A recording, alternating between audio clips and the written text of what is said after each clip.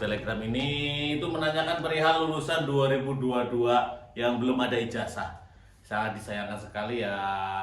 Sebenarnya jawabannya udah ada di poin ke-6, bahwasanya untuk di poin ke-6 ya.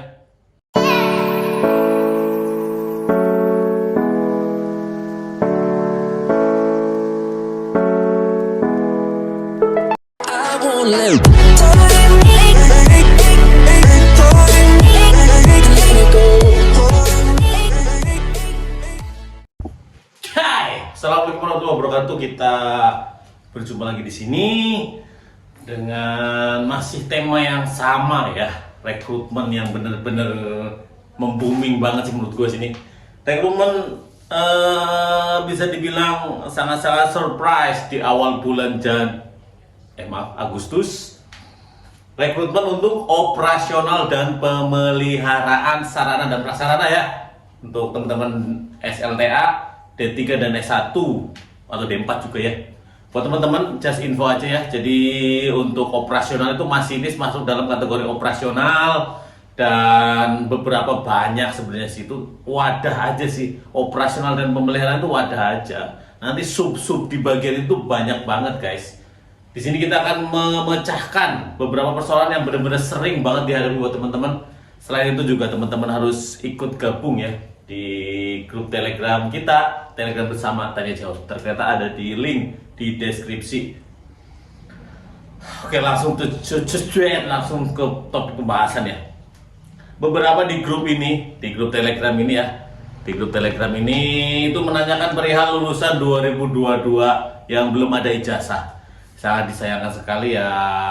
Sebenarnya jawabannya udah ada di poin ke-6, bahwasanya untuk di poin ke-6 ya, poin ke-6 nih, poin ke-6 bahwasanya bagi pelamar yang mendaftar menggunakan surat keterangan lulus SKL apabila dinyatakan lulus sampai akhir seleksi, wajib membawa dokumen ijazah asli saat penandatangan perjanjian dinas. Jadi buat teman-teman yang notabene belum punya ijazah dan memang belum keluar dari pihak sekolah, itu udah ada di sini solusi-solusi terbaiknya ya. Terus ada beberapa pertanyaan yang mengenai pas foto. Ini di grup juga udah dibahas bahwasanya di link biodata, di situ tuh ada keterangan banyak pas foto latar belakang biru. Nih, latar belakang biru ya. Ini di biodata loh, di akun kalian. Ada juga permasalahan yang mana di tahun lalu dia udah dari tahun lalu gagal, dan dia udah merasa yang namanya cek recheck semuanya, bahwasanya dokumennya udah lengkap, tapi kenapa kita gagal gitu. Jawabannya itu bisa jadi kakak yang merasa sudah lengkap, ternyata ada file yang tidak terupload guys. Karena file diupload di sini itu berbentuk PDF. Buat teman-teman yang saran aja sih, menurut saya sih ke kang fotokopi lah, nggak usah pakai cam scanner dari HP. Itu sangat-sangat berbahaya kalau emang gagal. Ke kang fotokopi hanya mengeluarkan seberapa ya rupiah-rupiah yang nominalnya bisa dibilang bisa dicari ya. Bukan mengecilkan nominal, cuma tarafnya tuh masih dalam kategori wajar. Di scan PDF, dirubah, terus ukurannya kurang dari 2 MB. Kalau emang udah kurang dari 2 MB, bikin aja 900 KB itu udah cukup bagiku. Jangan terlalu kecil, jangan terlalu besar, 1 MB pun cukup. Kalau pas lagi yang namanya ngupload terjadi error-error, bisa dibilang wajar nggak wajar sih, karena satu Indonesia Raya masuk ke link yang sama secara bersamaan ya, secara otomatis demikian ya. Umpel-umpelan bahasannya ya, kayak naik KRL di pagi hari. Ini ada beberapa info yang benar-benar valid dari kereta api kita nih, ada di sini nanti ya. Dari sini kling. Tuh, agak geser dikit nih, agak geser dikit. Yang mana ini benar-benar penting banget ya. Judulnya aja rekrutmen KAI. Judulnya ini udah rekrutmen KAI. Ini udah di sini nih. Rekrutmen KAI, beberapa pertanyaan yang sering ditanyakan saat rekrutmen KAI. Amazing banget kakak. Langsung slide pertama itu, apakah rekrutmen terbuka untuk penyandang disabilitas? Oke. Jawabannya itu, bagi rekan penyandang disabilitas kami sarankan untuk menunggu dan mengikuti program perekrutan bersama BUMN ya, yang akan diselenggarakan oleh FHCI Forum Humas Kapital Indonesia ya. Terjawab ya. Yang kedua, untuk penempatan rekrutmen kali ini di wilayah mana ya? Oke. Untuk penempatan prioritas di Sumatera ya, di bagian Sumatera Selatan, dan lokasi pelaksanaan seleksi tidak menentukan lokasi penempatan. Jadi bisa aja buat teman-teman yang dari Daup 2 Bandung, Daup 1 Jakarta, bisa aja seleksinya itu di Jakarta atau di Bandung. Oke, jadi penempatan di Sumatera belum tentu itu seleksinya nanti di Sumatera. Yes, ya lihat di sini. Kemudian bagaimana jika ketika sudah terdaftar, padahal calon pelamar merasa belum pernah daftar akun rekrutmen? Ini benar-benar sering banget. Untuk permasalahan pelamar terkait NIK atau nomor KTP yang sudah digunakan, mohon maaf, tidak dapat digunakan kembali untuk registrasi karena, lihat, satu nomor NIK atau satu KTP hanya untuk satu orang pelamar. Jadi ini benar-benar berbahaya banget nih buat teman-teman. Jangan sampai lupa, jangan sampai digunakan oleh orang lain juga NIK ini, coy. Yes, that's right. Dari awal tuh udah mau wanti-wanti buat teman-teman yang udah pernah daftar. Jangan sampai lupa username, jangan lupa password, itu akan berbahaya ke depannya. Apakah pelamar yang memilih lowongan dengan tingkat pendidikan D harus mengupload dokumen surat tanda registrasi? Tidak perlu, diabaikan saja. Upload dokumen sesuai persyaratan yang ditentukan. Jadi di persyaratan itu udah ditentukan ya. Di persyaratan itu udah ditentukan bahwasanya apa aja yang harus diupload, apa aja yang tidak harus ditulis ya. Apa aja yang harus diupload gitu loh. Udah dikasih tahu. Dibaca aja secara sama dan dalam tempo yang sedetail-detailnya. Lanjut, set. Formasi yang dibuka apa saja. Senang kayak gitu. Jadi formasi yang dibuka itu untuk rekrutmen saat ini adalah operasional dan pemeliharaan sarana prasarana. Penetapan detail formasi akhir peserta didasarkan pada hasil seleksi rekrutmen dan. Jadi operasional dan pemeliharaan itu banyak banget bidangnya. Salah satunya ada masinis, ada PPKA, ada juru langsir, banyak guys, seriusan banyak. Operasional dan pemeliharaan itu wadah doang, dan di wadah itu tuh banyak banget isinya. Bagaimana jika alamat email yang didaftarkan di awal sudah tidak aktif? Ini ngeri banget, ini sedih banget, banyak banget hal-hal kayak gini. Apabila email yang didaftarkan sudah tidak aktif, selama pelamar masih ingat username dan password, ingat ya, username dan password, data alamat email dapat diubah sesuai alamat email yang masih aktif. Lihat, masih ada keringanan guys. Yang penting apa coba? Jangan lupa username dan password itu udah harga mati cuy. Lu udah emailnya udah mati, lupa semuanya. Ada kan NIK itu hanya untuk satu orang gitu loh. Sangat-sangat berbahaya. Bagaimana jika calon pelamar lupa semua akun seperti alamat email, username, dan password yang sebelumnya didaftarkan? Ini pertanyaan paling banyak dan menurut aku sih paling disayangkan ya. Untuk lupa password, pelamar dapat menggunakan fasilitas lupa password. Oke.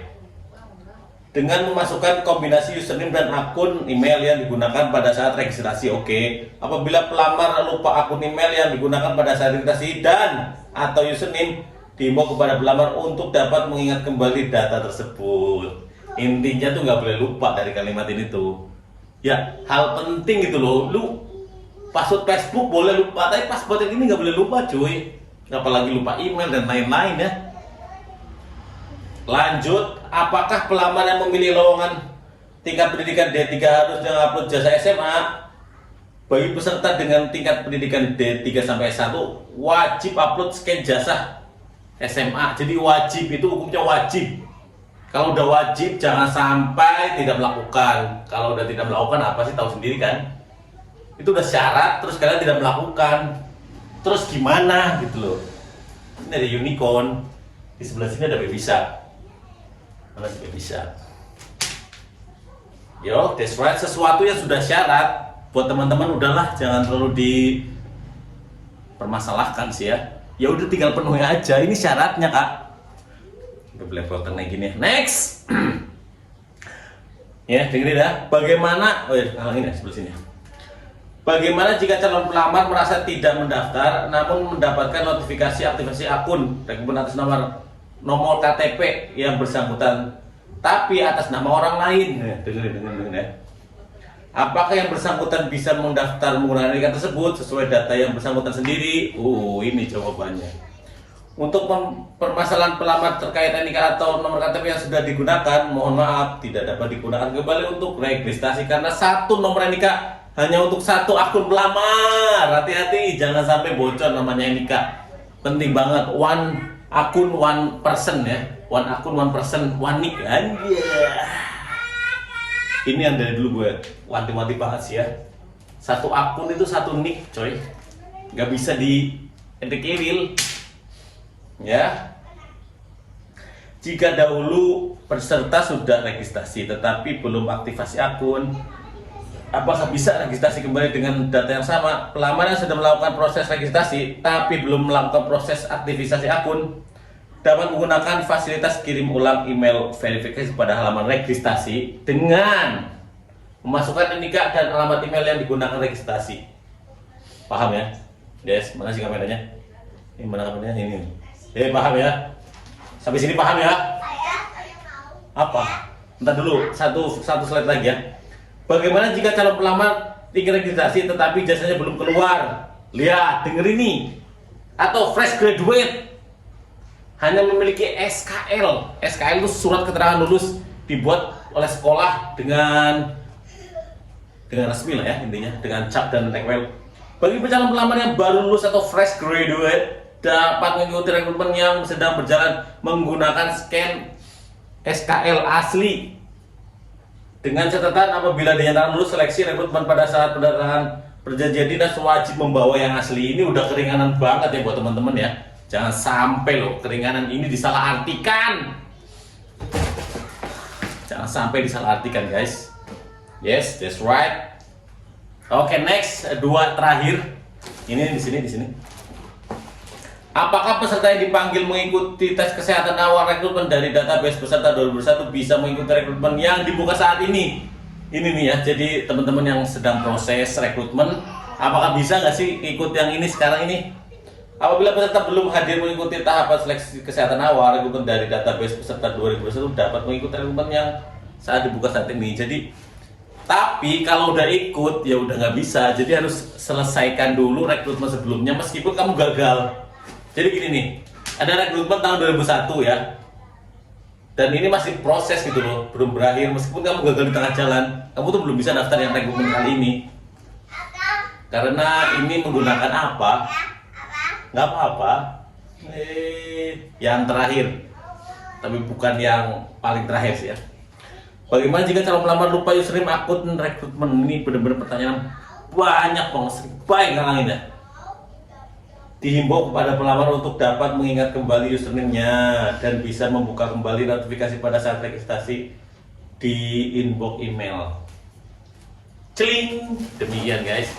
Itu beberapa pertanyaan yang benar-benar sering banget muncul, bahkan di grup Telegram gua itu banyak banget pertanyaan-pertanyaan macam ini dan ini. Alah, muncul apa enggak? Yang tadi itu muncul. Yang paling disayangkan tuh salah upload data, salah upload berkas, yang diminta apa, yang diupload apa. Kemudian yang paling parah banget, lupa akun, lupa username, dan lupa email, udah. Sedangkan satu NIK itu hanya untuk satu akun. Dan satu NIK itu hanya satu nama loh. Apa ya? Apa-apa. Kayak gitu guys. Ini nyampe mana bosan kayak gitu aja. Jadi dimohon buat teman-teman, harap yang udah daftar meski lulus atau gagal, username itu benar-benar penting ya, sampai kamu dinyatakan lulus ya. Yang terakhir akhir kalam ya, paling terakhir penting banget nih, jangan sampai kamu percaya dengan oknum yang mengatasnamakan kereta yang dapat memberikan kemudahan kepadamu dengan membayar sejumlah uang. Jangan percaya, jangan sampai kamu jadi korban selanjutnya. Oke, that's right. Tetap semangat bro, yakin bisa bro, yakin kamu bisa. Oke lah kamu gagal tahun kemarin, tapi tahun ini bisa kan? Tahun ini bisa kan? Tahun ini berhasil dong. Ini rada haredang. Tahun ini bisa ya? Oke ya, bisa ya. Oke, tetap semangat. Hati-hati, teliti, ingat username, password, dan email. Penting. Oke, assalamualaikum.